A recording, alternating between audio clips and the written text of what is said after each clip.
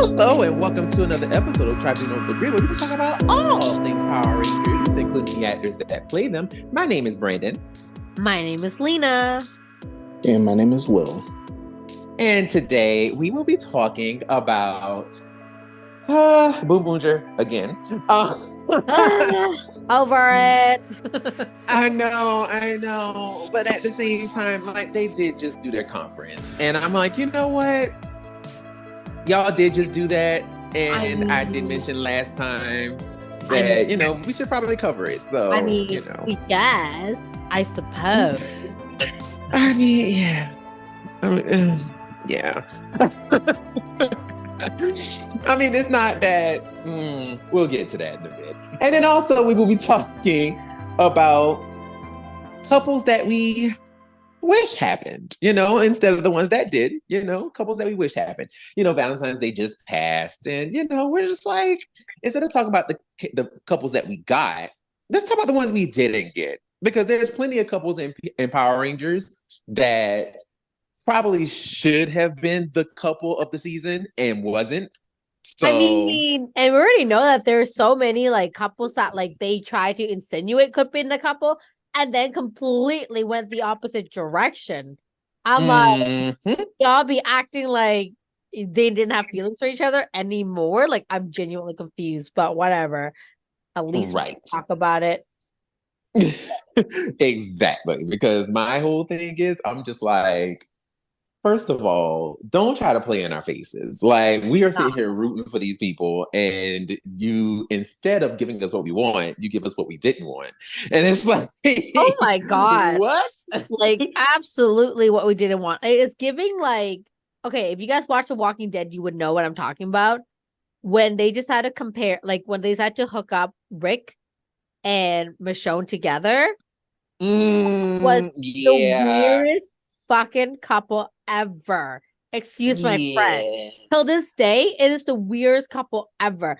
And the crazy part was like, they were like, oh yeah, they were fan favorites. Fans were shipping them. I'm like, where? When? Because I did not see this ever. And on top of that, like, they are just like, they never gave couple vibes until one day, out of nowhere, they were on each other's, like, in each other's pants. And I'm like, girl, there was never any chemistry to that level. Well, you don't have to have that much chemistry to, get in each other's pants. It could just be horny, but I agree with you. But what I'm saying is, like, I think the way because, like, from what I understood, they were like saying how the fans pushed them together, right? Like, the fans were shipping them, and apparently the fans were seeing something that I apparently did not see. Neither did I. Right? So I'm like, they were giving partnership. They were giving like, I got your back, you got mine, and of course, getting each other's pants. Come on. It's an apocalypse. Like, shit. There's only so many people you can fuck. Okay, I get that. I'm not against them hooking up. But that's the thing, though. And I think that, and this is the same thing that happens in Power Rangers, right? People see couples, or they see people, and they're like, that person needs to be a couple. That person needs to be a couple. And it's like, what happened to a guy and a girl just being really good friends? Right. Whatever happened to that? Exactly. And that's why I'm so annoyed with this. Like, I'm sorry. I know we're not talking about The Walking Dead on the Power Rangers, but like, that's the same kind of energy I feel about some of these couples that we never got and couples that we did get. Right. Like, okay, so I agree 100%. I'm over here like, some of these couples, not so much. But, not, And also too, like, I'm wondering as well, how would the show have changed if these people actually became couples? How would the show have changed? So we could know for sure when Zoe and Nate don't get together, we know Zoe's gonna make great decisions. She would not be getting captured or getting her team captured somewhere. Good point. Oh my God. Like, and I'm sorry. This is where I blur the lines a little bit. I cannot picture Abraham being straight for the life of me. I just can't. I Oh God, you tried to kill me. Okay, we got to get into this episode because you, Oh my god. Lena, you tried to freaking kill me. Okay, so oh my gosh, I just can't. You know, it's one of those things. You once why you would see you it, say that? Like, it's why would you because the say fact that? that they're pushing Zoe and like Abraham's character to be together is just like I just can't. It's just so weird. It's so cringy. It's like It didn't help that they didn't really I don't feel like they let them really do like the relationship stuff. Like they did the cute going out for a picnic in the park, but like like there was no real depth to it. yes, And then There of was no course connection. yes. they can't kiss.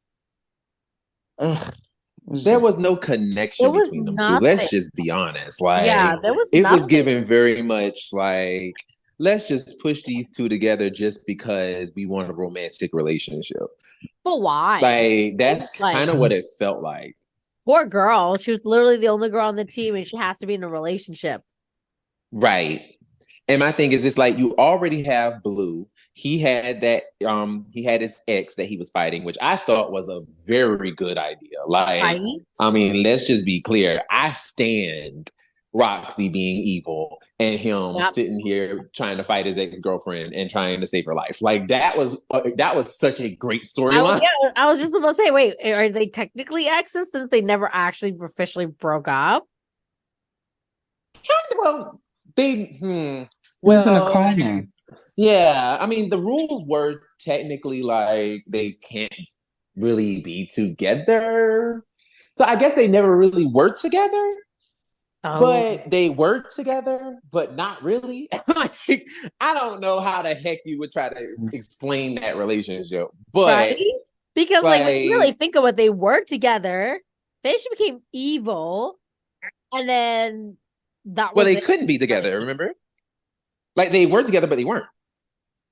Wait, oh yeah, that's right, because he broke up with her. Right. Because he was all like, because we're Rangers now, blah blah blah. Exactly. So That's like right. technically they weren't together, but they were together, but they weren't. Oh, yeah. Like, what the hell? But True, I forgot about that.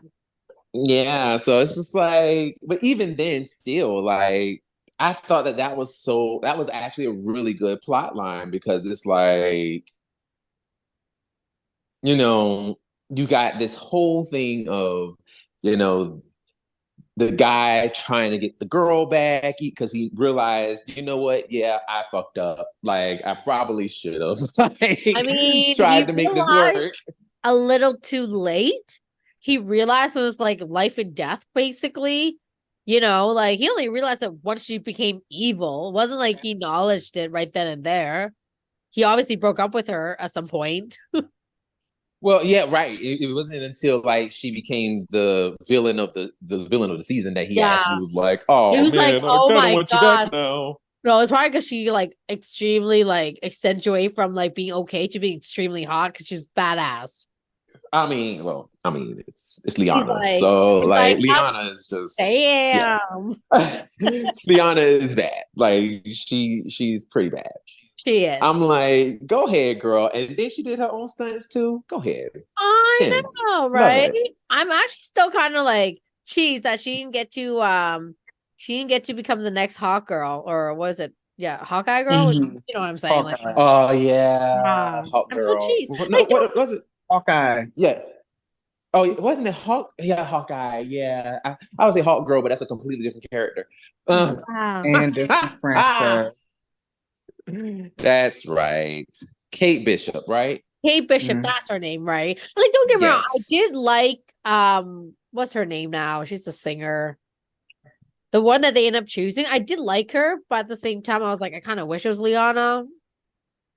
I'm not gonna hold you. I have no idea. I never watched that show. She's She's in like Transformers. She's in a bunch. She was in like Pitch Perfect, the second movie, I think. But her name is like escaping my mind right now. Haley Steinfeld, state whatever. Yeah, Haley Steinfeld. there you go. Oh. Yeah. Okay. Like I like her. Don't get me wrong. I think she's a great actress, right? But a part of me is just kind of like, man, Leon needs to get better management. I'm just saying. She was petitioning so hard for that role and didn't end up getting it. I'm like, come on, Disney, come on. Well, listen, I'm not gonna hold you. Like, as much as we were petitioning for her to get it, and I really wish she did, but also too, it's like people be looking at people with more credits and everything and stuff like that. And her compared to Haley Steinfeld, it's like one has like a shit ton of credits and one Oh, has a for few, sure. so No, it's just kind of like, absolutely. No, don't get me wrong, right? I guess, like, I mean, it kind of goes back to what we were all talking about in our chat. Like we had Brandon McLaren where he was like a nobody. Then he ended up on a movie with Channing Tatum, like and Amanda Bynes. Come on. exactly, You know? and, So and it does actually boils down to a lot of things, like management included, oh, it, for it sure. actually does. And unfortunately, unless you have like that kind of backing and people that can get you in those rooms like that, I mean, it is kind of hard. Yeah. And for her to just, I honestly do feel like for her to have, that many people, like the actual fandom being like, hey, please pick her, please pick her, please pick her. Like, I'm pretty sure that did kind of put her in a position where if her name actually was to pop up in another circle, she would get Yeah. something for sure. Yeah. That's For just how sure. Hollywood works. Like Yeah. they'll No, see somebody that's really popping and they're like, ooh, exactly. let's get them, Oh, for sure. And especially when like back in the day, like Brandon McLaren didn't get that kind of social media input like the way we have now, right? So Yeah. yeah, but yeah, pretty like either way, going back to the fact that they were together but not together, that couple should never have been, if I'm being honest. Really? You think so? Yeah, I didn't like them together. I thought it was just Really? yeah. I didn't I Oh wow. Okay. yeah, I was like, What no. what what what about them you didn't like? I Other than probably Ravi, but what about them that you didn't like? no, I felt like their whole chemistry was off. I, Okay. Okay. I felt like the whole chemistry was always like forced. And like, yeah, it was just forced. Like, I remember when I first saw them together, it wasn't giving like, oh, they're cute. Like, oh, I could, like, I wasn't like, oh, I'm shipping this couple. Like, it was like, oh, really? Them two? Okay, I guess. And then I was waiting for more, and then nothing happened, right? It went from like, he's like, yeah, we're gonna break up. And then shit happened, she became evil. And then that was it. After that, he was just like, oh, I really need her back. We're trying to get her back. Even though, like, we know he wasn't really that. He wasn't pushing for it the way Hunter was pushing for Ollie to come back. Amelia, sorry. Like, the way I don't know. Like, I just felt like the vibe wasn't there. He wasn't feeling it. I wasn't feeling it. It's just not there. Okay. Body I language see that. too. Even their body language was awkward. Body language was awkward. Now I will say on the first episode, right? And this just all boils down to what I think was the performance. Right. When it comes down to the performance of the two actors, on the very first episode, when we were introduced to both Roxy and Ravi, I'm about to say Javi, that is the wrong character. When we were first introduced to them, I will say Liana was giving it her all. Like she was like, the camera is on. Okay, it is time for me to give a performance. And I just kind of feel like you had Liana just giving it her all, and Jasmeet was just kind of like riding the wave. It was just like 100%. she was leading that scene. She Like really 100%. was. She really, and I think that's kind of why, like, I wasn't buying it. I'm just like, I don't know, sir. Like, you're not selling the fact that you like her at all. If anything, Right, kind of right. annoy that, like, that like she's trying to convince you guys to stay together, and you're just kind of like, bro, I'm over it. Like, he looked like he Hmm. had somewhere else to be. Yes, yes. And I mean, technically, he did in the next scene, but Well, that's not the point, You're breaking up with your girlfriend that you're supposed to work with right afterwards. You should not have to be somewhere in this moment in time. You should be focusing on the fact that, like, you're about to do this. right. No, I completely agree. Like, he definitely was giving real, like, he just wasn't connected to her in the No, scene, like, no. whatsoever. It was just giving very much like he was playing it almost to the point where it was like he was so shut off from her. Yes. It was like, no, we have to do this. I don't hear what you're saying, whatever. Yes. And it's like, on one hand, that could be played and it could work. Yes. However, it like you have to almost kind of be emotionally open, but not emotionally open Yes. in order to make that scene work. And it just seemed like he was just completely disconnected. Oh Instead of yeah, being yeah. in the scene, He was just saying the like line. Jasmine himself was exactly, he was completely disconnected and then just saying the lines. Yeah. So I was just like, ugh, that's the Yeah. only thing. Cause I'm like, if had he played it where it was like it was paining him Yes. to like not give her that energy back because he knew he loved her. Yes. Like, if had he played it that way, I think it would have worked. Like, But because he didn't, it exactly. just, The yeah. best way for me to describe it was when Leo knew Kendrick's die and the motion he was playing. That was what I was hoping for this, but that was not giving that scene. No, It no. wasn't really given like too much. Did just that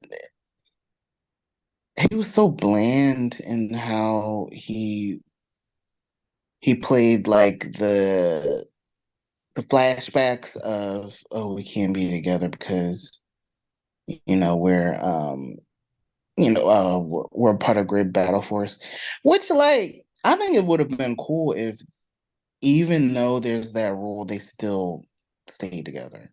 Like, did you really have to be a stickler for the rules like that? I could see I Well, could his see mom that. was the freaking commander. I know, but The one still, who wrote that's the rules.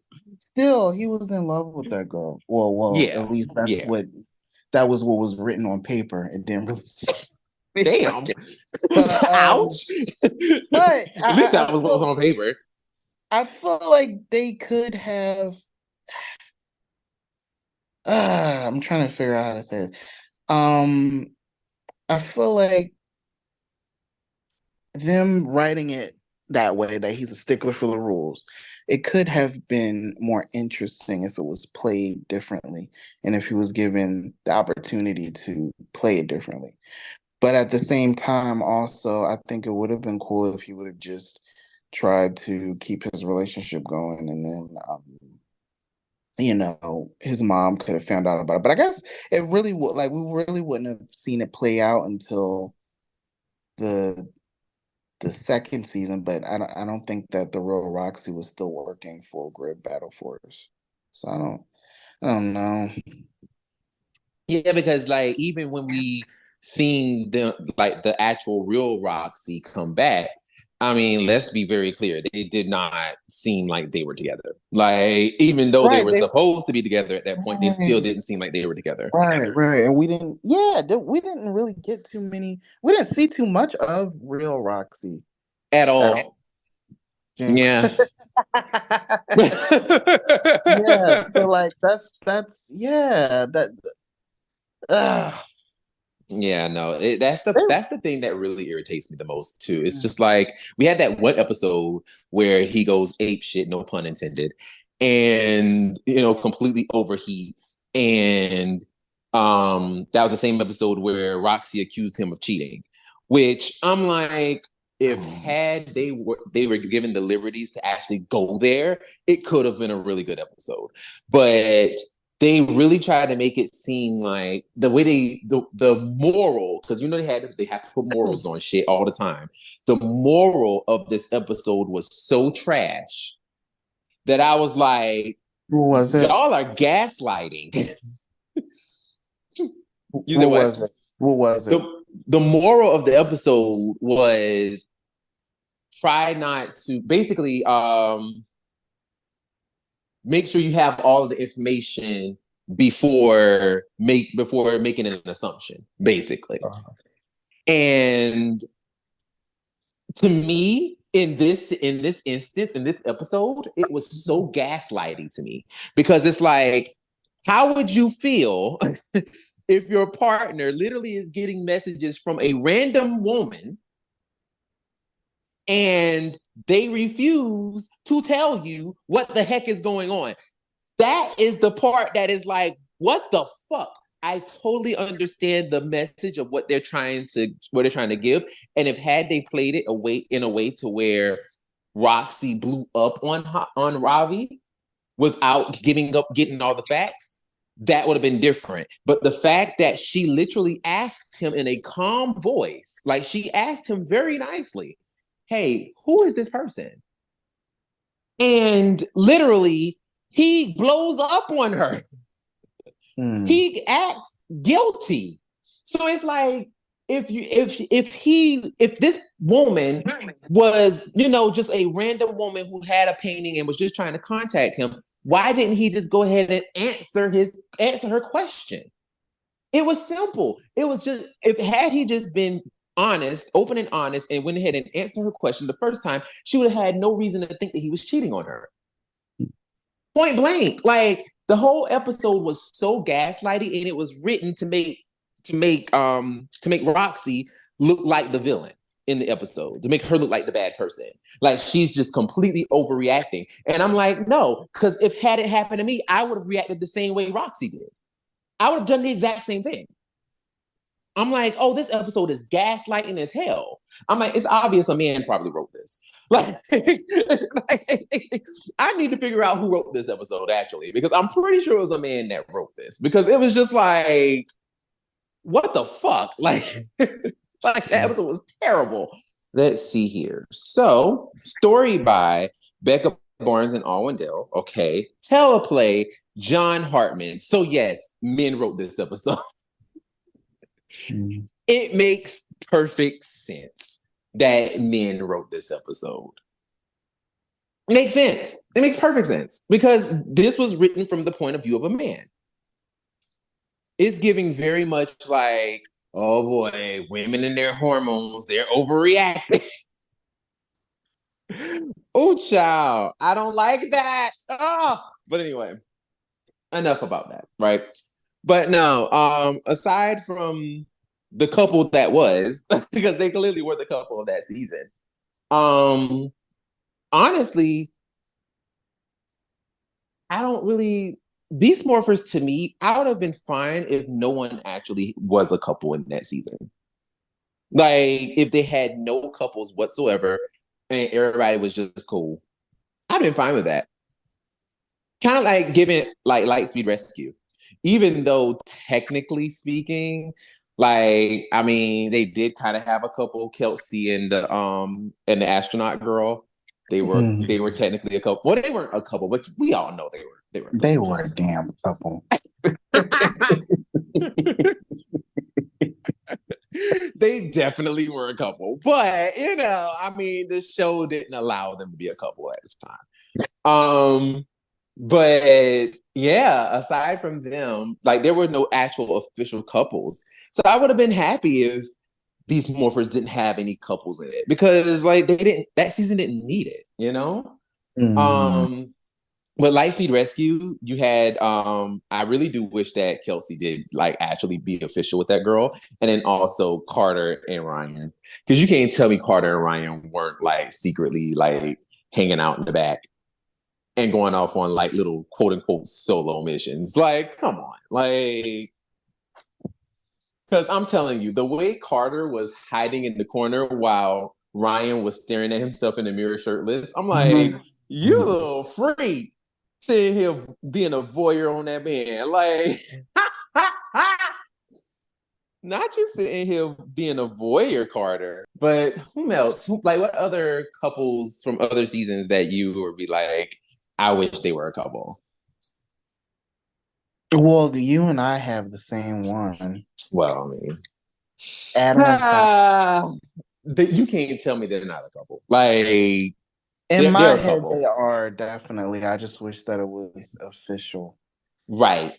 Right. And when I said initially at the very beginning of the episode, couples that we wish we got, but upset at the ones that we did get, I was specifically talking about that one.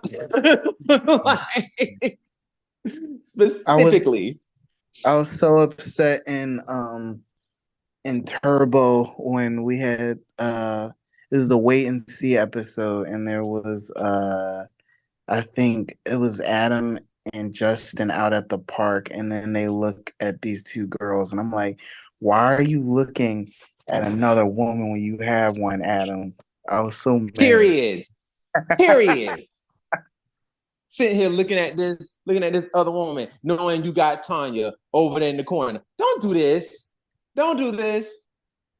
Shoot. No, for real, for real. I said the same thing. Like, there were so many instances where it was just so obvious. Like, I'm like, y'all could totally make Tanya and Adam a couple. Like, if had they done it, because the chemistry between them was so strong. Great, yeah. Like, it was so strong and it was so good. Like, that couple would have obviously been believable if had we got it. Like, that couple, we would have been, you would root for that couple because it's just like, you didn't have Tanya constantly like screaming for Adam's help, like a certain somebody. And like, they're both badasses. Mhm. Like, they both badasses. They both can fight.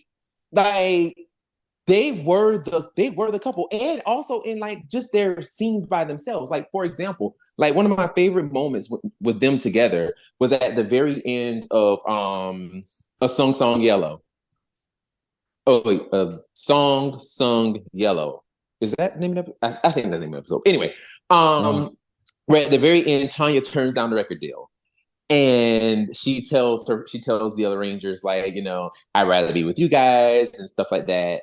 And at the end, they all hug. And then Adam goes and he like gives her like the biggest bear hug. I'm like, see, this is the kind of shit I'm talking about. Yeah.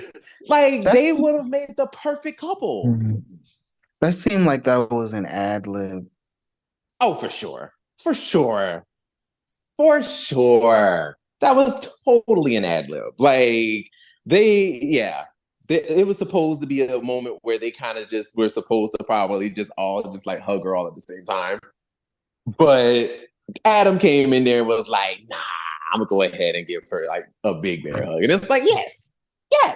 And I remember it was a Game of Honor when he was getting ready for his big tournament fight against her ex Sean, and she was giving him a pep talk, and then she called him sweetie at the end. I was like, that's yeah. And then at the end, that's what I thought you were going to do. That's what I thought you were going to mention. Yes, the end. Yeah, and then at the end of the episode, Tanya and Sean finally made up because he was just a jackass the entire time we knew him. Right. And he apologized, and she said, it's all water under the bridge, and gave him a hug. And then Adam was like, all right, break it up. All right, break it up. Yes. That's the moment I thought you were going to reference, because that's like my favorite moment in the world. I'm like, he's like, stop touching my girl. Move. Go away. Mm-hmm. I'm like, yes, that is the kind of energy we want. Like, and those are the kind of things that always made me think that they were the couple, because it was just like, it was that type of like organic chemistry they had. And you can't tell me that they didn't have that. Like, it was so good between those two. So I'm like, going back to what I said at the beginning of the episode, it's like, can, guys and girls be friends? Yes. But also, when you have chemistry like that, you can't help but root for that duo to be a couple. Like, you can't help it. Because it's just like that kind of chemistry is way more than what Tommy and Kat was given. You know what I'm saying? Because even though Tommy and Kat was the couple of that season, I genuinely felt more of a connection between Tanya and Adam. I felt the chemistry a lot more. I mean, literally, almost every other episode you had Tanya and Adam training with each other and doing all this other stuff, and it's just like you just had them training, but then you had like Kat and Tommy just being just awkward as hell. Like, just like, okay, like, come on, give us a little something. It was crazy and terrible to see him totally just ignore her. Or Tommy ignored Kat because he was never around. Oh, he definitely ignored the shit out of her. Like, hell, he ignored the shit out of her in Zeo. Apparently, she loved it because she ended up marrying him. Right? Right. She's like, no, seriously. I'm all here for it. Like, absolutely.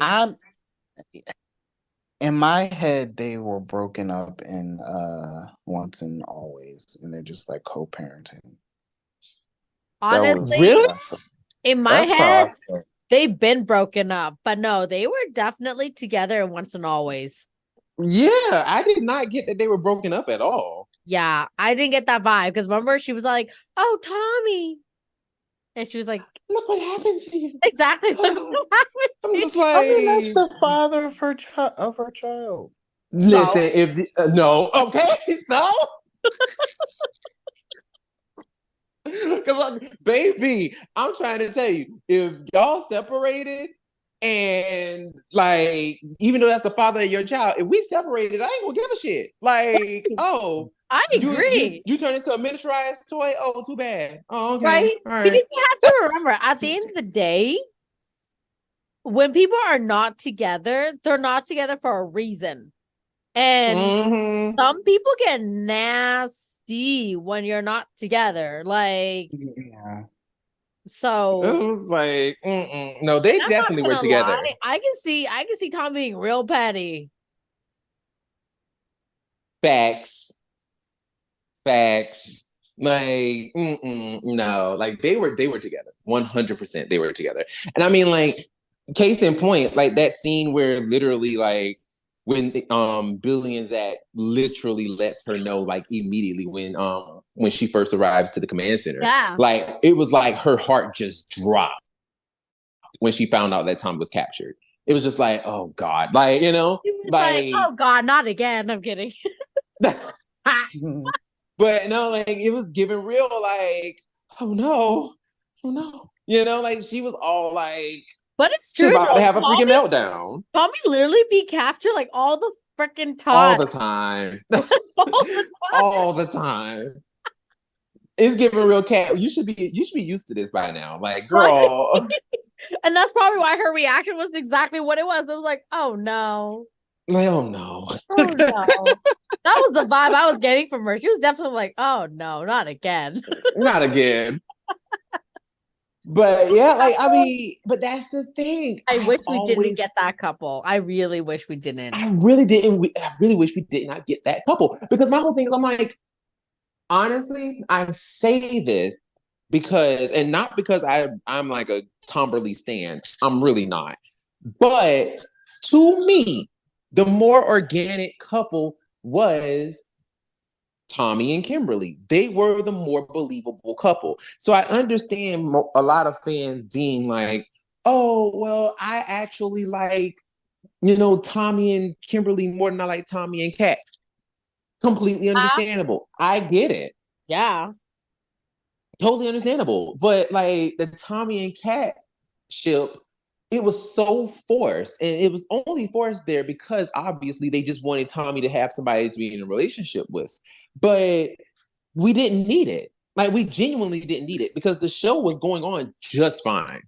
Like literally, it was going on just fine without having Tommy and Kat being in a relationship. It was just fine. We didn't need that. So I don't know. Like it just to me, like I said, Zio probably would have been a lot better if had they focused their energy on Tanya and Adam versus Tommy and Kat. I think that energy probably would have been a lot better. And I feel like also too, the show probably would have carried a little bit better too, just in general. Like, because I just never believed Kat and Tommy. I never believed them as a couple. Never did. But now I will say, and I do hear some people ship this one a lot too. For some odd reason, why does well,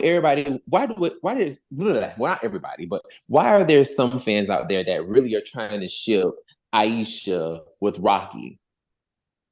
That's one ship I don't Really? see at When all. I was a Yes. when I was a Whoa. kid, I kind of thought that. I don't know why. I don't know why. I think because they were together a lot. And I remember they were together when they got turned into kids. But then like upon looking back at it, I'm like, I don't see it. I never saw it. Like I genuinely I never They, saw I them as a never couple. saw that. No, never. I never saw that. Like I always thought that the Stone Canyon that was the clear example of they're just friends. Oh, Like that 100%. those three kids were just friends with each other. Cause like I Just never saw Aisha ever looking at Adam and Rocky in that way. Like it was just like, she's just kind of like, listen, those are my homies, those are my boys, and that's it, you know? oh yeah, for sure.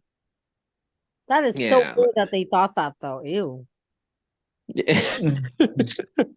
Now, what I would now, honestly, I do think now this is just me, but I do think that, and I think we might have said this before, but I think that if had Karen Ashley stayed on the show, Sean was supposed to be Aisha's boyfriend.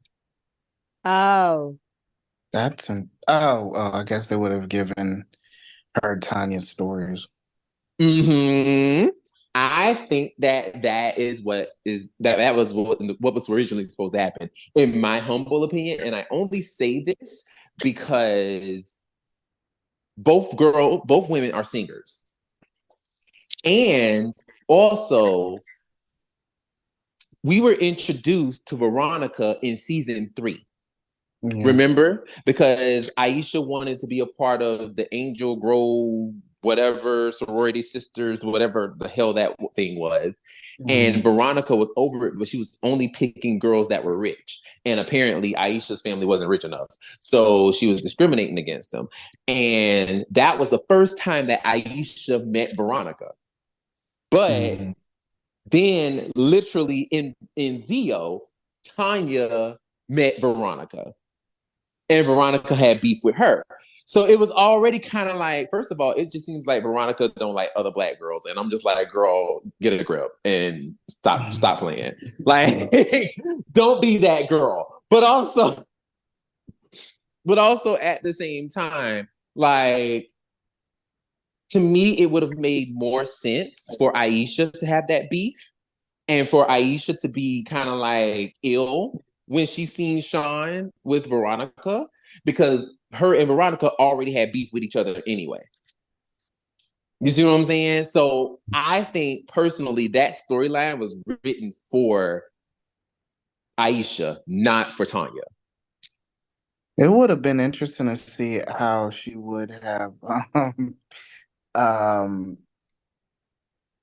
responded to her later on, because she was really like passive, not maybe not passive, but kind of like submissive, and like she just took that disrespect from her and like it made her feel bad. Whereas when Tanya dealt with it. She was just unbothered. She But was unbothered, but also at the same time, she was not feeling it either. She was just yeah, like, yeah, mm. yeah. If she tried her, I feel like she would have given it to her. But Right. that didn't seem like that was in Aisha at all. So it would have been interesting to see if she would have gotten to that point had they interacted again. Mm-hmm. Mm-hmm. Yeah, I I agree. I really wish agree. they would have introduced Veronica sooner. I, I would have loved to have seen how Trini would have reacted to her. I think it probably Oh, would be similar to Tanya. honestly, no. I think it probably been similar to Aisha, to be honest. She seems tough. I always thought Trini seemed tough, and I don't mean that as an insult to Aisha's character, but like tougher. Like Honestly, she wouldn't take no shit like that. honestly, I always kind of felt like that was far fetched for Aisha to not took what she took from Veronica. I kind of thought that that was a little bit far fetched for her, to be truthfully honest, because for her to be the type of go getter that she was, I never really cared for the way that they portrayed her in that moment. I guess because I guess they were trying to be three dimensional. Because of course it's like, well, obviously, in one way you could be this way, but you wouldn't know how you would react to something if you hadn't gone through it. And it's like we can all say, oh yeah, like they probably would respond this way, or I would respond this way. But until you actually in the situation, you know what I'm saying, you wouldn't really necessarily know how you would necessarily respond. Mm. So I guess in that sense, maybe, but I always kind of felt like Aisha, with the kind of like round the way girl that she was, I never thought that she would like, I hate to say it, but cower to Veronica. It's like, girl, I, who the fuck is she? I think that they were trying to give her, because of the episode, she was supposed to be, so loving that if she would have gotten Buck, it might have contradicted what they were trying to give off for that episode, for that two-parter. Yeah, and I mean, but also at the same time, would it? I mean, I see what you're saying, and I agree. But also, let's take it a step further.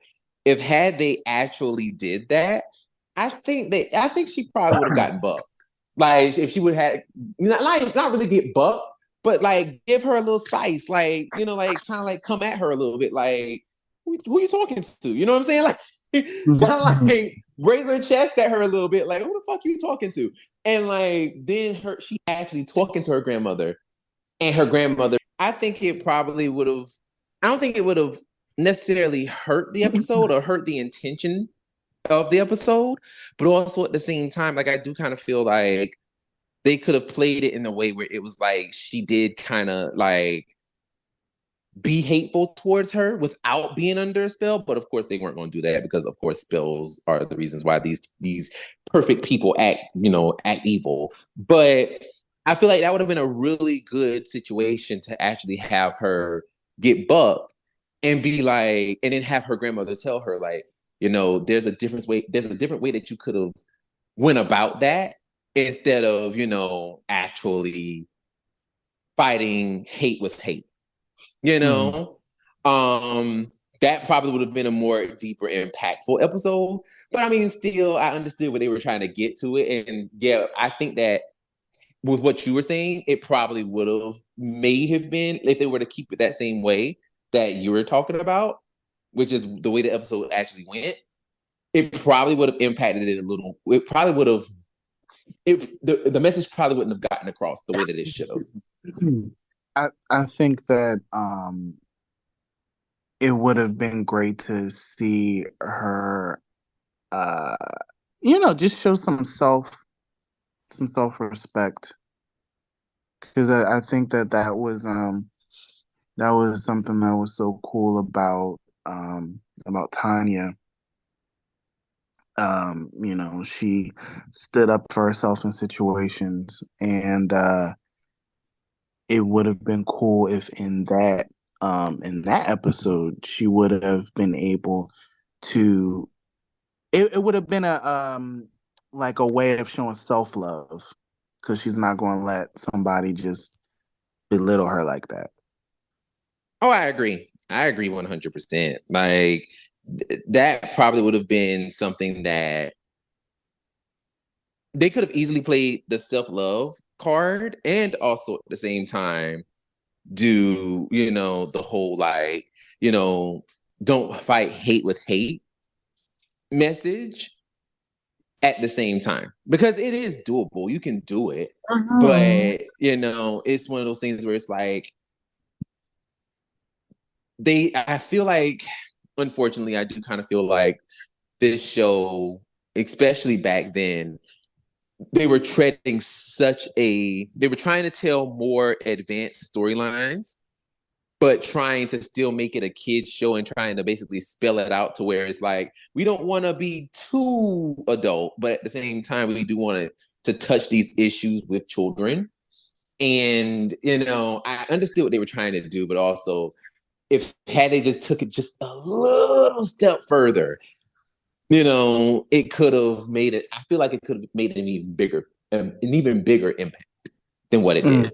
Mm-hmm. Because the episode was already good. Don't get me wrong, because like I'm not gonna hold you. Like I definitely wanted to punch Veronica in the face, and so did Kimberly. So Kimberly was not having it. She was like, "Hey, don't be talking to my friend like that. Like, what the fuck wrong with you?" Kimberly was about to get bucked real fast. And I'm like, yes, see, that's the kind of energy we wanted. But yeah, I definitely think that we should have seen that energy come from Aisha because like I always felt like Aisha had it. She had that energy. But for whatever reason, and I'm pretty sure, like you said, it was for the story. But I don't know. Like I just always kind of felt like Aisha was that round the way girl that just wasn't gonna take no shit. I mean, that's Karen in real life. So it's like just kind of felt like Karen was gonna bring that side of her character to it, but guess not. Mm-hmm. But yeah, in terms of other couples, like couples that never was, but should have been, I would even say honestly, TJ and Cassie. They're my other ones. I don't like that because they were to me they were best friends. Like you talk about. I know. Oh, I was gonna say I agree with Will. Like they were like best friends. They were definitely not giving couple vibes. Yeah, really? I was saying when you talk about having great chemistry and it being platonic, I felt that for those two. I love their chemistry, but I never got romance out of it. I never felt that. I just they were homies. I just always liked them together. I don't know why. I just liked them together. And I mean, it wasn't one of those things where it was like it wasn't really like a what if kind of thing, like, ooh, like they should be together. But I was always kind of like, I wouldn't be mad if they did put them together. I would be mad at it. Now, did they? No. Am I mad at it? No. But also at the same time, it's like, I think that would have been cute if they did put them together. I think it would have been cute. They were just like, oh, because like I always think of like that first episode where we first were introduced to them and like how they were in the gift shop and Cassie was trying on all the like the hats and the glasses and stuff, and TJ was just basically like no to all of them. Like that was so cute, and I'm like, oh, that's so cute. But yeah, I don't know. Like, well, y'all just shot my dreams down. Okay, fine.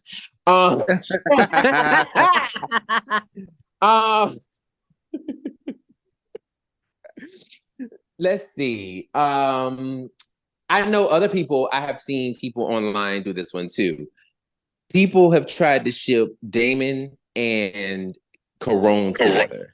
No. Interesting.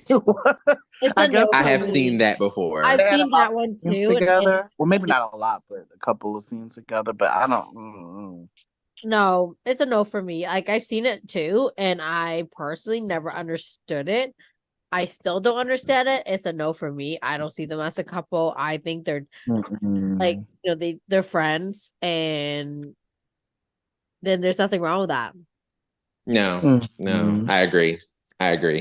Um, It's given very much like, why the fuck are you trying to ship those two together of all people? Like they were only together in like one episode, right? Like it was just like and I guess when they were teamed up, they would just be next to each other, like in the right. fight line, fight pose line. I don't know.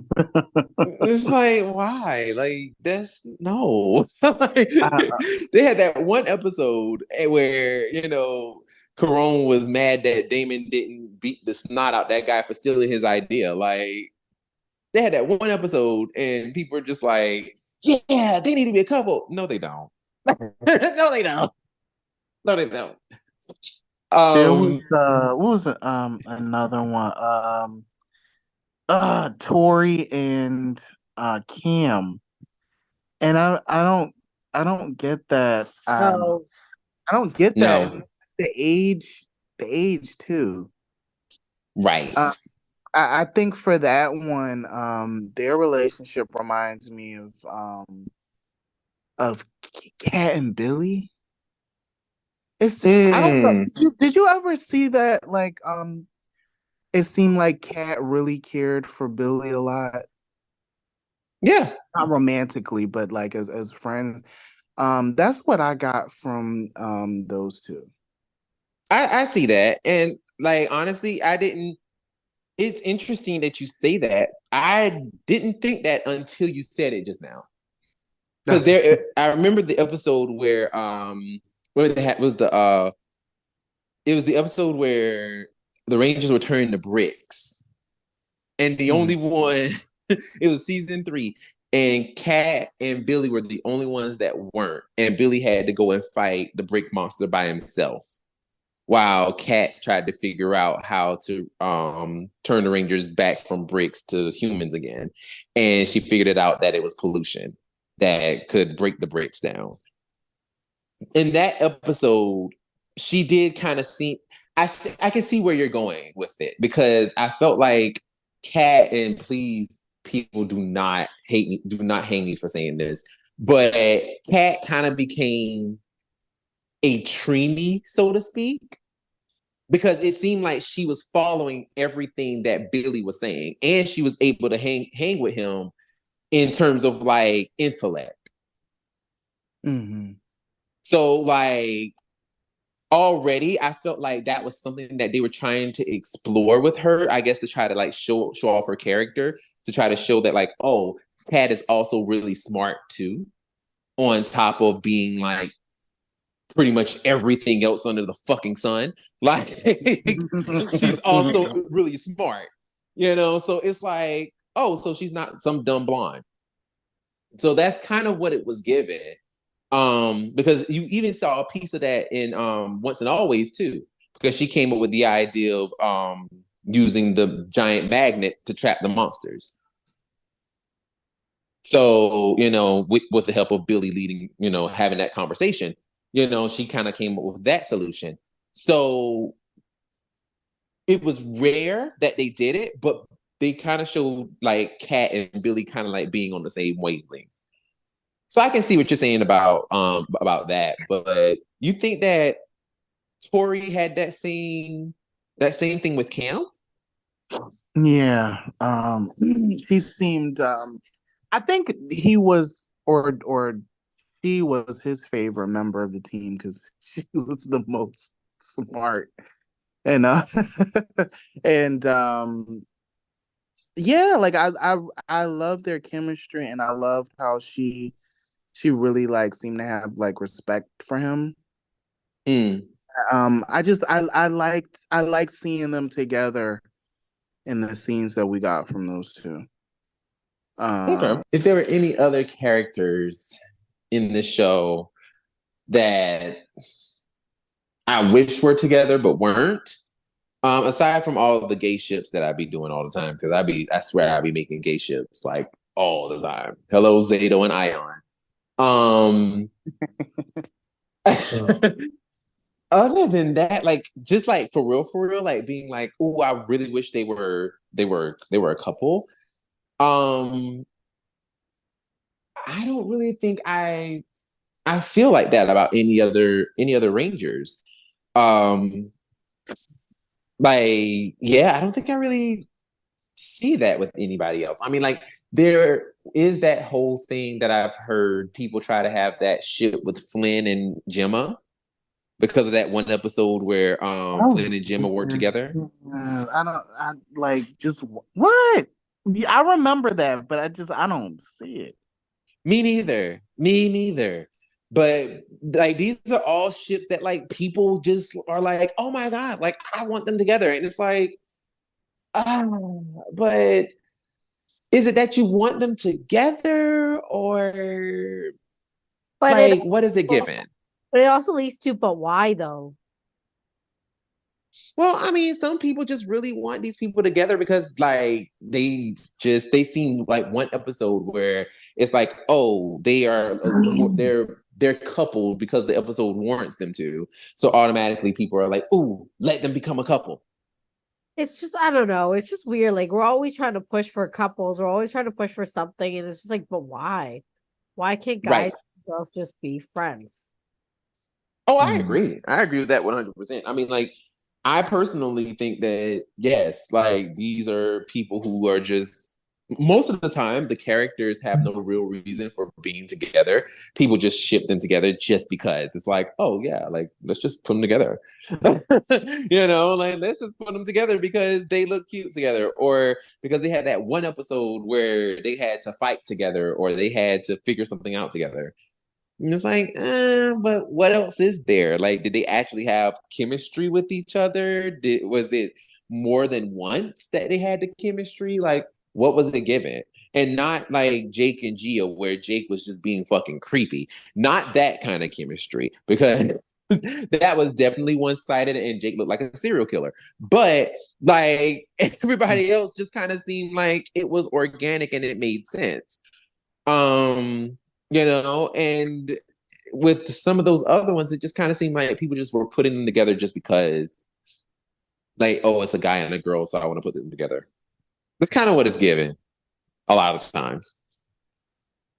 Mhm. Aside from the occasional gay ships that I like to see, because people love putting together Rocky and Adam, and I'm like, they are definitely just both bros, but at the same time, like in another world, it is, they do kind of make a cute couple. They do kind of make a cute couple. I'm not gonna lie. Um, I'm trying to think another one. I mean, it was hinted, but it had to end because of real life stuff. But I always like the chemistry with Leo and Kendricks. I wish that they were able to do more with that. It was hinted, but I feel like they would have probably did the same thing that they did with Kira and Uh, Trent. or Well, yeah, I mean the all of them. yeah, I was gonna say I was gonna Yeah, say you're all right. in particular in that little time period of late Saban era. I mean, at least the season before they gave Andros and Ashley were actually together. Yes. Um, Even though some people would argue that they were not together by the very end. Well, not by the very end, but going by the time that they came back for the special, for not for the special, for the team up. Some well, we people would wouldn't argue have that they were known not because together anymore. we wouldn't really have known because they weren't like next to each other at all. I don't think No. they didn't And, have and, any. and that's the reason why people would say like they're not together anymore. Because I have seen that too. People be like, Ashley and Andros aren't together anymore. I've never seen that before. Oh God. uh, um, and I can't think of like I right now I can't think of anybody that I actually like wanted to see together. Um, I guess it would have been cool if Trini actually had somebody. Like sometimes I think about Trini and Jason. That would have been kind of interesting. Mm, the only way I see Trini and Jason together are in the comics. That's like the only time I really honestly saw them being like together and that making sense. But for the show, nah, I don't see it. I never saw it, honestly. The couple that I was rooting for in terms of Trini was her and Richie. That's who I wanted. I'm like, Mm. give me them two because the way they kept making googly eyes at each other all the time, I'm like, they deserve to be together. Like, and they would have made a really cute couple. So I'm just like, give us what we want. Give us what we want. And of Mm. course, they're like, well, I mean, we got to get rid of the characters. So I'm just like, fuck out of here. But And it would have been nice to have seen. I can't. Well, it happened later on. I was gonna say I can't believe that Jason didn't have anybody, but it happened later on. But it would have been nice to have seen Trini get somebody and Aisha get somebody. I don't. yeah. But yeah. Well, I mean, it is what it is at this point. It's like, well, they might have people. I mean, obviously, you saw Trini did end up with somebody. It's just that, you know, they're just, whatever happened to them, we don't know whether, dad died or what. We don't know. Mhm. But Trini did have somebody because that's how she ended up with me. So, and Aisha probably still, just doing her own thing. So whatever. Um, but yeah, any other couples that you guys can think of? Uh, no, no. There was some that they actually did that I did enjoy. Like I liked Taylor and not Taylor. Oh my God, Tyler and Shelby. I liked um Wes and No, Jen. they should have done Chase and Riley because it was Chase and Riley. obviously Yeah, yeah, that one. yeah. Yeah. I almost forgot about them. Yeah, like that was what was their nickname? Chili? Chiley? Riley. Chiley, yes.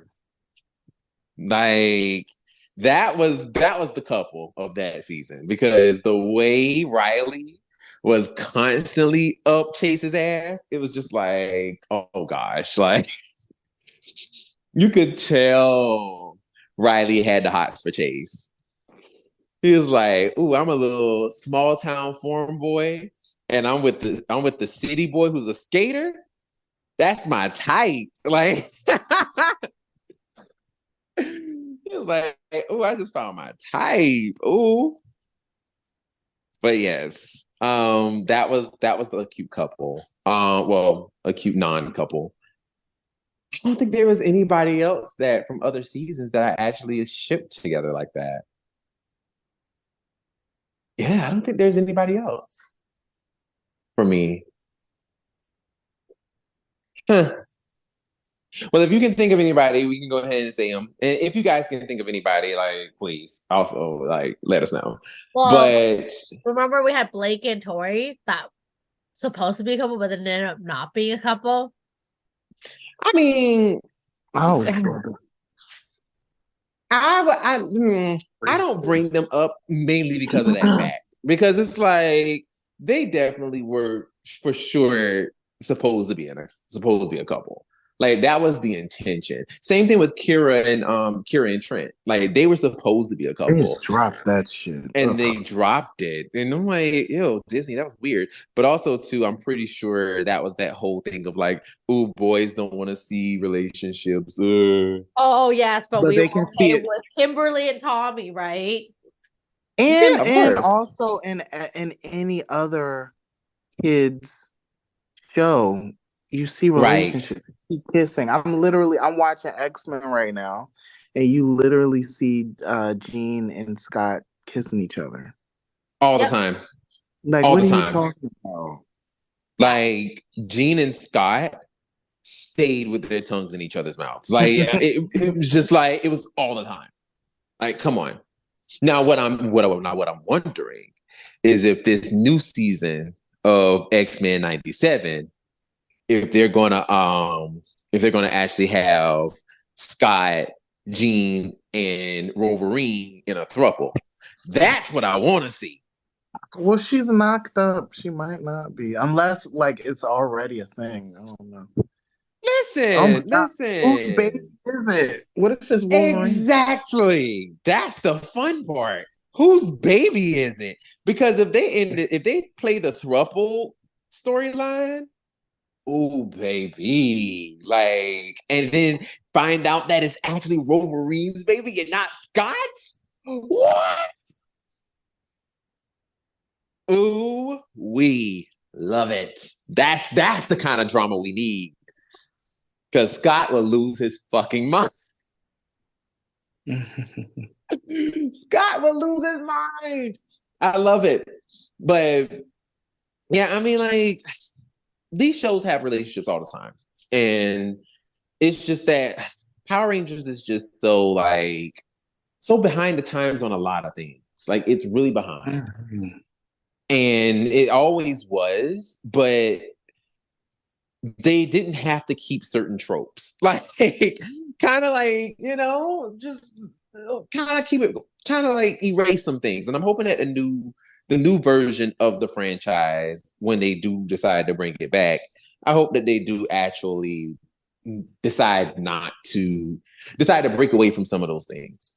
Because it's like certain decisions that they made just didn't make sense. Like, they made no sense whatsoever, especially the whole, like, we can't have couples kissing, because I'm sorry, that would have been the icing on the cake if had Jen and Wes kissed. Like, that would have been the icing on the cake, because you had that big moment where Jen turns around and she embraces Wes. If had she landed a fat sloppy tongue kiss on this mug. Oh my God. I mean, tongue all down his throat. Listen, that's what the people want to see. Now, damn it, I would have loved to see it. At my tender age of like 10, 11, I think. I was around that age, I think. But listen, I would have loved to see it. Okay? Loved it. But then again, I'm also non-binary. So it's just kind of like, I guess I'm not like the quote unquote boy audience that they wanted. But still, I'm like, give people what they want. I wanted to see her land the most nastiest kiss on this man because she loved him. Why not? Why not? Why not? But they wanted to deprive us. That's what they wanted. They wanted to deprive us. They did not want us to see the greatness. But you know what else we're being deprived of? Actual good-looking things. So Boom Boonger just came out with their trailer. And tell me, what do you guys think of it? It was nice to see what the actors are gonna look like, but the suits are still ugly as hell. One thing I will say, it's funny you say that. So there's a lot of conversation about the actors, particularly. And it almost kind of seems like they're picking actors that look like other people from the franchise. And oh my God, Black looks like Chance. Do you see it? He does kind of look like Chance a little. That's weird. He does. Now, granted, they did say that they were getting him confused with another actor from Kamen Rider. So, but also at the same time, he does kind of look like Chance Perez. Damn, that's crazy. I kind of see it. That's what I thought the first time I saw it too.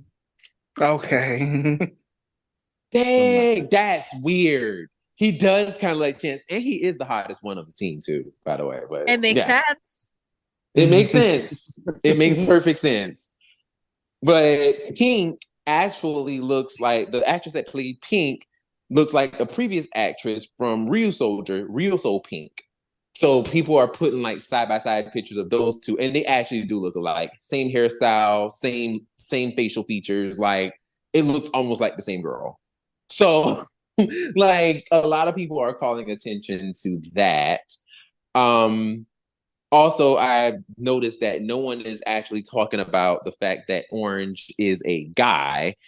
And because that was the whole discourse originally, people were being like, is Orange a girl? Is Orange a guy? Like, what is it giving? And I'm like, literally, the whole time I was saying it, I was like, look, Orange is a guy.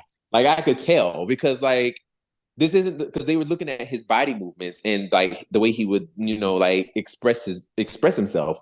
And I'm like, y'all have got to get out of this Western mindset when you're talking about Japanese stuff. They do a lot of things differently. Like a lot of body mannerisms that you think are feminine are masculine over there. Like it's extremely masculine. Like that's just him being like a pretty boy. Like, oh, look at me, I'm so handsome. Oh, I'm gonna poke my hip out and do my hand like a gun. You know what I'm saying? Like, like that's their way of being like cool and like, oh, look at how cool I am. Look at how sassy I am. Like that's their way of expressing themselves, their masculinity. Like, it's not gonna be the same for us. So I automatically knew right then and there, like he was that is a male character, but people were like, no, he might be non-binary, or he might not be a male character, he might be a female. It's like, oh God, here we go. But anyway, so yeah, I like let's just go ahead and get into these character profiles because I really want to know what you guys think, honestly. Because these profiles are freaking weird. So Of course they are. and plus the names are weird too. That's really what I want to get to. So Red, Bun Red, his name is Tire Hando. Wow. What? Tire Hando. These names are fucking hilarious. I will give them that. Like these names are freaking funny. So his name is Tire Handle. Oh, Handle. Oh, wow. I mean, but handle it's pronounced Hando in Japanese, but it's Handle. All right. Go on. Go on.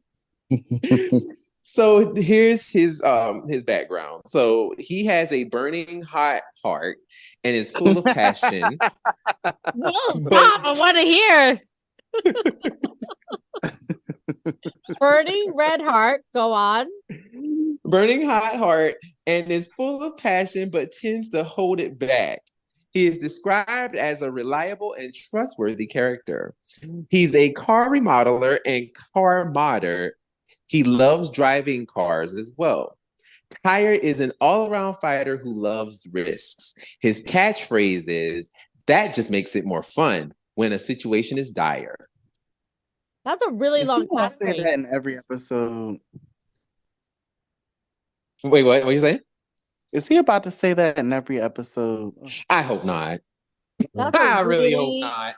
Long catchphrase. That's very similar to Zoe. We don't run from big problems. We fix them. That just triggered me. But yes, you're right. Okay, go on. Go on. So that's Red. Blue is Ichiro Meter, as in meters on a car. Oh no. Oh no, I see where this is going now. Oh no. That's why these names are so funny to me, because I'm like, every one of these names are puns. This is hilarious to me. I'm sorry. This is one thing of this show I am actually enjoying is the names, because these names are terrible. Go on. Go on. He is the informative car salesman of the main three. He carries a lot of general knowledge that Tire often comes to him for. He keeps things extremely professional. In battle, he is quick to find an enemy's weakness. Ichiro is a pro sniper and works freelance. His catchphrase is, "It can't be helped." He has Shut up. amazing vision as well. Are you telling me they're all gonna have a catchphrase? I hope not.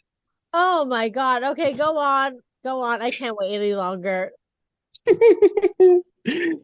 Pink. One pink is Shift Mira. Okay. She's extremely bright and innocent and has a tendency to take off to places she finds interesting. She's also extremely skilled at driving and shouldn't be underestimated. Mira doesn't have a job, so she's a scrub. Okay, she constantly she's constantly in a new part-time she's constantly in new part-time jobs. She has a bad tendency of causing trouble on accident. She's a physical fighter who goes off instinct. I mean, doesn't make sense. No, all I can hear is I don't want no scrub. Right. No, seriously. Like, she is definitely a scrub. Like, that's all I can hear right now. Okay. How does she make a living? I mean, you know what? It sounds like she runs off into different places. Maybe she's got an OnlyFans started. We just don't know. I mean, listen, I would hope not. Like, I can see some guys being like mechanics and girls. Yes, I'll pay for that shit. Oh God. Or like, cars and make like, what I mean? Like, and just have her just like take pictures posing on top of cars all the time. I mean, you know what? I've seen worse. Apparently people pay for Custio socks. Yeah, that's like people thing, do that. Like, I mean, I'm not trying to yuck nobody's yum, but that is kind of weird and gross. But yeah. Yeah, so we just don't know. I mean, that could be her part-time, like that could be her full-time job that she didn't see as a job, but that's probably how she's making her living. But okay, go on. These names are just killing me. These names are terrible. Bun Black is Joe Akuze or Axel. Oh my god. Oh my god. Okay, Axel, go on. He is not a part of the main three and uses a different changer. He is a cop for the city and also the show's comedic relief, as things tend to always happen to him. Joe, despite being comedic relief, is a very serious and aggressive character. He just gets into comedic situations, but he's full force when it's time to fight. He uses the axe mode of the boom boom change axe primarily. So basically, he's a pig, is what you're saying. Okay, that sucks. So the hot guy is the cop. All right. Where is he supposed to be stationed? In New York? What the heck? Anyway, so no, seriously, because I'm telling you, all the cops in New York are sexy. It makes no sense. Like, it's so weird. I was just gonna say, I mean, like, he'd be fine. So I mean, he can come to my city any day. No, it's so fucking weird. Like, especially around like, what is it? Times Square. Like the cops that hang around there. It's like I feel like they literally will station nothing but hot guys there just because they know they have tourists there. So they just want all their tourists to think, oh wow, the cops are so handsome. I genuinely think that's what it is. I wonder if there's like a a conference or something where they're like, we need to like set it up where it's like, oh, you're hot, you're not hot. You're not hot. Right, we'll just put you in a burrow. Right? Like, can you imagine? We'll throw you in a burrow. Like, oh my god. But okay, go on. And lastly, the mysterious Gemba brake. No. As in brake on a car. No. And when I hear mysterious, I think of the one we did do together. What was that season called? Dawn Brothers? Yeah. Kind of reminds me of that Blue Ranger where he's all like mysterious and shit. Oh no, this one, like, I think that there's something on the other side of him. Apparently, like, I guess he might be double crossing or something, allegedly from his storyline. I don't know, but allegedly, the mysterious Gimba break. There isn't much actually revealed about his character. Even his actor doesn't know too much about him. He uses the same changer as Black and isn't a part of the main three. While Gimba is very elusive, he works at procurement shop and can get anything done. His fighting style even sounds suspicious, as it's described. He fights by taking advantage of his enemies. Is he What? secretly a villain? What? Yeah. What? That's the worst Yeah. description I've ever gotten. Like, what? Yes. That's how he fights. He fights by taking advantage of his enemy.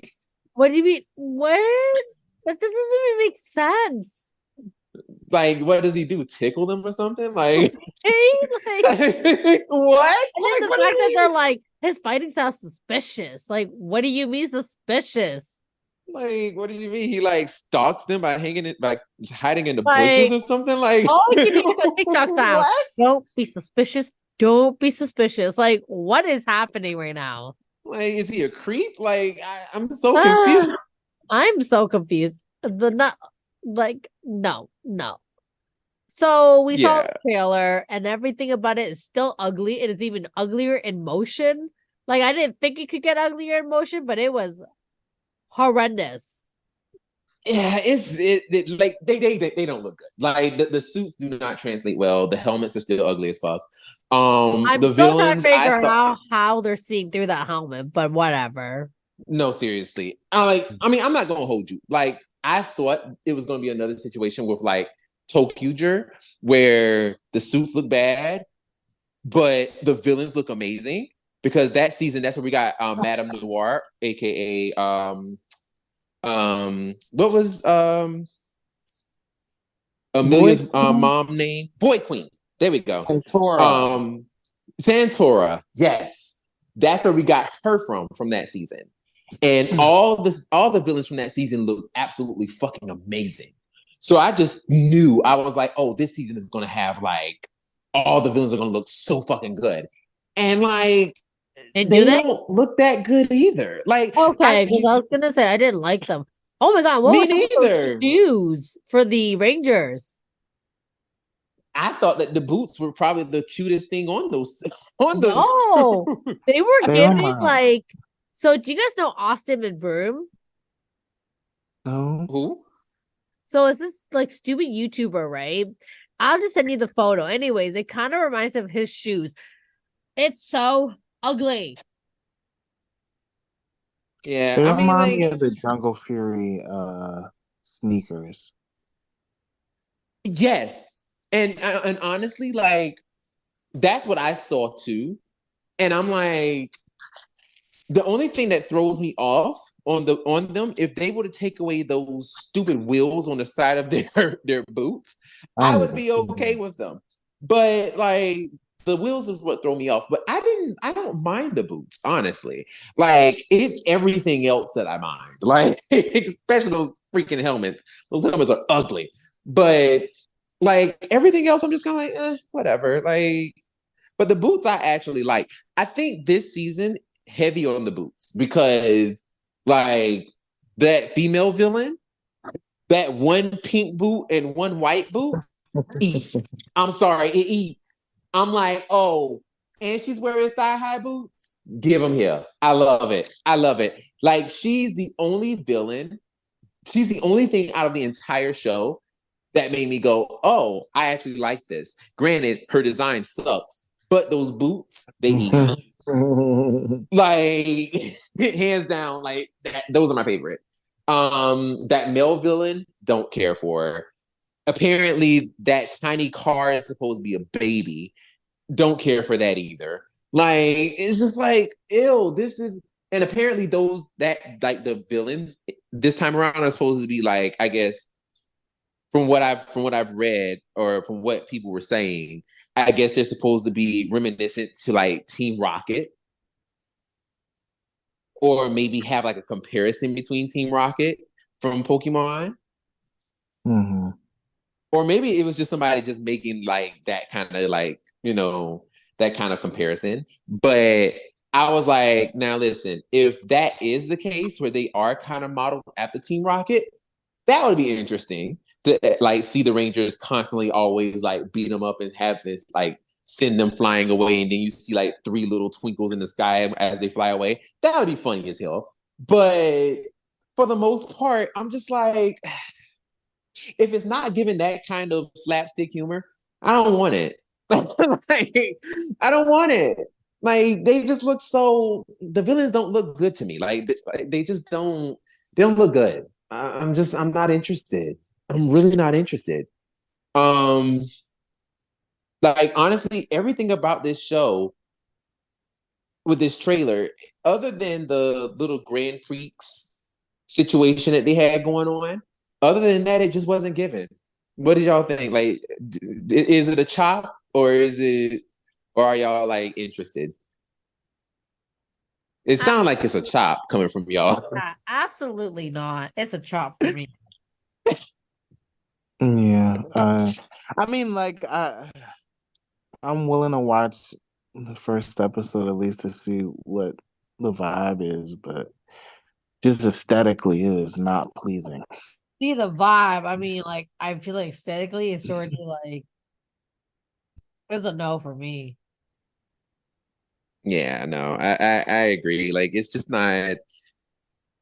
It's just not giving. It's not giving, and I mean, it's not giving to us, and apparently not to the Japanese kids either. Mhm. Now, I say this not in terms of the show, because the show isn't even out yet, but apparently, according to Bandai's president, as of recent, he talked about how these days people and kids are moving away from TV. He actually blamed Super Sentai's decline sales and popularity to that fact. And that came from Toy Journal of this year, January 2004. And in this 24. quote, he also says that Toei needs to find new ways to promote Super Sentai to the younger generation. Mm. Mm. The same thing could be said here for Power Rangers. Mhm. Yeah. Yeah. And just more excerpts from the interview with Bandai president Kazuhiro Takanaka. Basically, he said in the Toy Journal, the situation of Super Sentai seems to be very serious. The current situation is that the overall popularity has not increased. Compared with before, children today spend less time watching TV, and their awareness of IPs such as Super Sentai has also declined. Therefore, it is very important to increase the contact points between children and IP. In addition to TV broadcast, you can also use video website distribution, hold activities in nurseries and kindergartens, and enrich store sales activities to increase exposure and strive to attract children. Create opportunities that lead children to the TV. I hear what he's saying. Unfortunately, I disagree. My thing is, right, stop, and this is just my opinion. This is just my opinion. I feel like this show has been out since the 1970s. Like Super Sentai, how many years has Super Sentai been out officially? Like I want to say we're on like, oh my god, like we're on season what, 49. like 49. So almost 50 years. I guess next year will be the 50th. Yeah, next year will be the 50th year because it came out in 1975. So That's this crazy. is year 49. This show has been consistently airing for 49 years. They have never taken a break. Even Kamen Rider took a break because there was a big gap of time where there was no Kamen Rider episodes whatsoever. Even they took a break. it's just like, I get it. Pump this stuff out, keep putting out new things. But it's like, y'all have done literally everything under the sun at this point. Like literally everything. The storylines are starting to sound the same. They're starting to blend together. There's nothing new. There's nothing enticing. Like you come up with the same crap. Like it's like, I'm sorry, but y'all have got to find a way to really just like it. How can I put it? It seems like the franchise itself, they're like people just in general are just getting bored with the franchise now because you get the same things over and over and over and over and over. Case in point, like even the characters are the same. How many times have we always heard Red, the fiery, burning, passion guy who, is very serious? Well, either very serious or he's this full of energy kind of guy. Like we get the same archetypes every single season. Blue, the super serious guy. Pink, the fun, silly girl who probably needs to be on medication. Like, it's just like we get the same ones every single season. And it's just like, come on, like, no shade, but like, sorry, like, y'all keep putting out the same thing.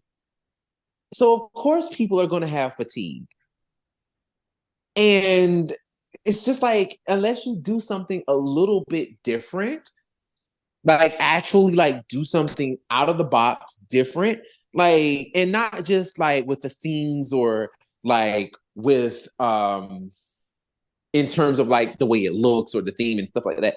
No, I mean like literally do a almost completely different kind of show.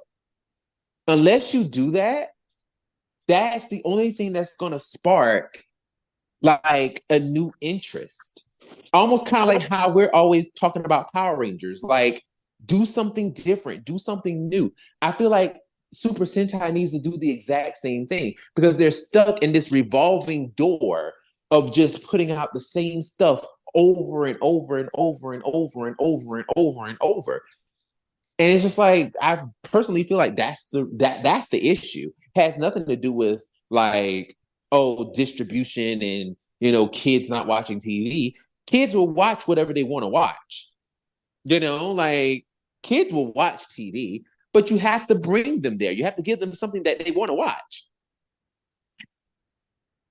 And honestly, like as of late, no shade, but Sentai hasn't been that great. It genuinely hasn't. It hasn't been that great. So that's my 2 cents.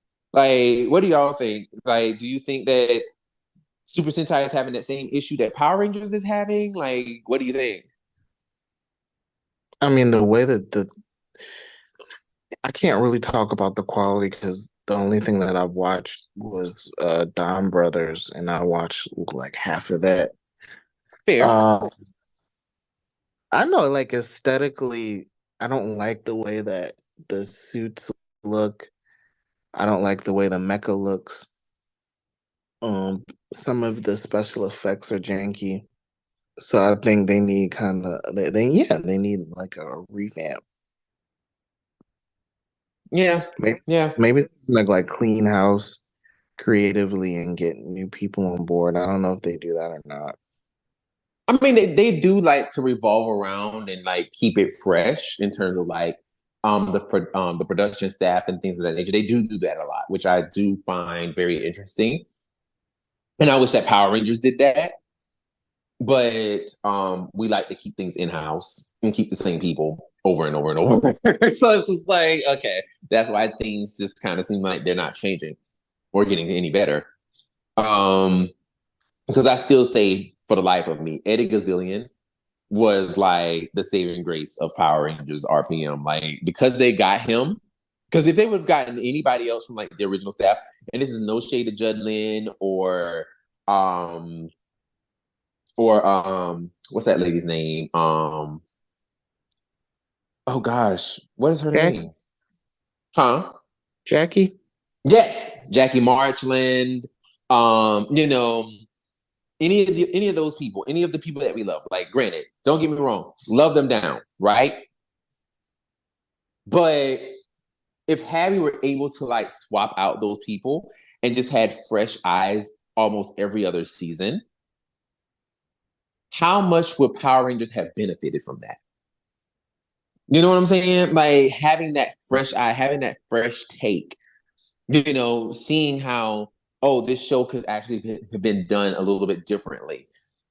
You know, how creatively that would have impacted it. Because, you know, yes, we're taking the same things, like the motifs and everything from Japan, but look at how RPM was affected by that. Like literally, RPM was a completely different show. Like Eddie Gazillion wrote the fuck out of RPM. You know? So, you know, how would the show have benefited just in general by following the same thing that Japan did in terms of like swapping the two, you know, swapping out different executive producers, you know, kind of seeing like, oh, like if we take this director out and put this director in, or, you know what I'm saying, doing stuff like that, I think the show would have probably have been a little more interesting and probably had a little bit more chances of being different and chances of having that fresh eye on things versus having just the same old, like, oh, we have to do this, we have to do that, this has to be the same, this has to be, you know. But to your point, I agree. Like, there, just in general, I've said this before, in the same way I've said about Power Rangers. Super Sentai has been around for almost 50 years. Like, there needs to be, at a point, they just need to go, hey, like, we're going to take a break and just kind of sit this out for a bit. Maybe they might do it after their 50th. I don't know. But they just need to just take a seat, just relax for a bit, be like, hey, we've been consecutively producing this show for 50 years. Let's sit our asses down real fast. And I think that might actually benefit them more than hurt. Just my 2 cents. But I think it might benefit them. Well, hope you enjoyed this episode. If you do have any ships or anybody that you think that, you know, we should talk about, or we should have said, we should have mentioned, please let us know. Because I'm gonna be honest, I forgot majority of them before we even started this episode. Not even gonna lie. So yeah, like if you do have any ships, let us know. And also too, if you have any thoughts on what we talked about tonight, please let us know as well. And as always, my name is Brandon. My name is Lena. And my name is Will. And we will see you next time. Bye. Bye.